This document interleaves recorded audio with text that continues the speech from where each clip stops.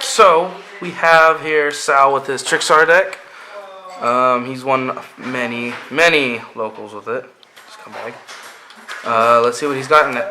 Alright, so I play the standard 3 Trickstar Candina. She's the starter of the deck, and because she can search out the whole archetype, she makes most of your plays pretty quick, and she allows you to get to most of your combos. And of course, you're going to be playing triple Trickstar Lycoris. She's one of the best cards because whenever your opponent adds to their hand in any fashion, they get burned for 200. And then the one Lilybell, of course, because if she's searched off by Candina, you can special summon her, and you can do mini combo plays by bouncing her back to hand. Okay. I play 2 Draw and Lockbird for the Trickstar Reincarnation combo. I only have 2 draws, but if I could, I would run 3. Standard hand traps, Ghost Ogre, Snow Rabbit at 3, the 1 Maxi, and 1 Gofu to make your Decode Talker and Ngisru. I also play 3 Eater of Millions, just because he's able to take out problematic cards like Borlo Dragon and monsters that tend to be stronger than your Trickstars. And he also can be Kaiju.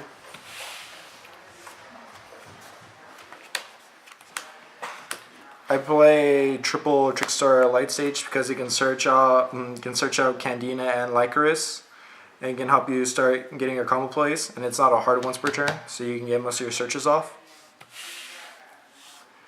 And of course, you're going to be playing triple Terraforming, so you could get as much light stages in your hand, so you can go harder on your combos with Trickstar Lycoris. Double Pot of Desires. You usually don't want to see 2 of them in a game. Hopefully you can banish one of the Pot of Desires with the other Pot of Desires. Usually when you resolve 2 of them, it's very hard to win the game.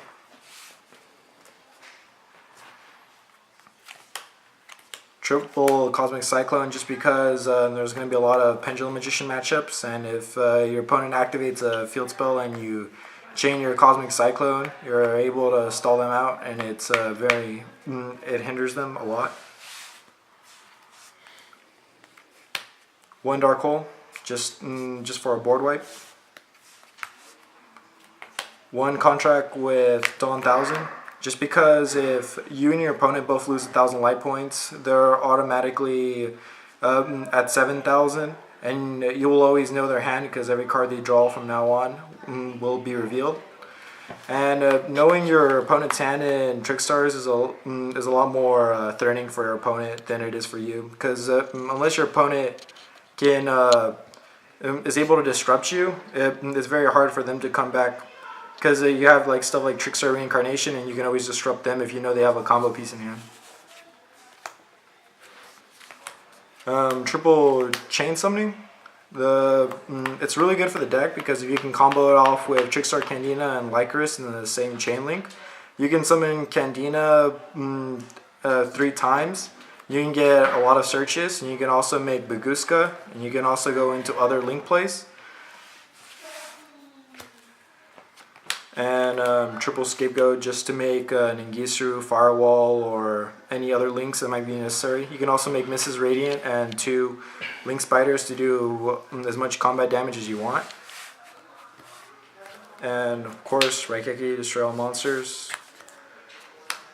Triple Trickstar Reincarnation, just to disrupt your opponent's hand, just to have a monster reborn during your opponent's turn. Alright, and that's the main deck. And so the extra comprises of the Phantom Knights of Break Sword, just so you could pop one of your cards and pop one of your opponent's cards as disruption. Firewall Dragon for the loop with Lilybell. 1 Proxy Dragon for the Scapegoats and Gofu. 1 Decode, protect your cards from being targeted. I actually play double Trickstar Holly Angel just for the burn damage, and you can special summon her off with the Trickstar Reincarnation. The one Ib, just so you can try to draw one card off with Ningisru in case you need it, and you can send it as well. One Castel, in case you pull off Chain Summoning with Candina, so you can shuffle back one of your opponent's cards. Ningisru, non-target send. It's good when you send your Trickstar Reincarnation, so you can have a Monster Reborn on that turn, and you can get rid of a problematic card. Number 41, Baguska. Just install your opponent in case you don't have any combo plays. Misses and the Link Spiders, and just for combat damage and for more Link plays. Dark Rebellion Exceeds Dragon, just to get over problematic monsters that are just stronger than yours. And number 101, Silent Honor Arc, just because you want to destroy your opponent's monsters. And that's it for the extra deck. And for the side deck, it's totally up to your choice, but I run triple Dimensional Barrier, just because it's good against the Pendulum Magician matchup, and it's good against the Invoked matchup.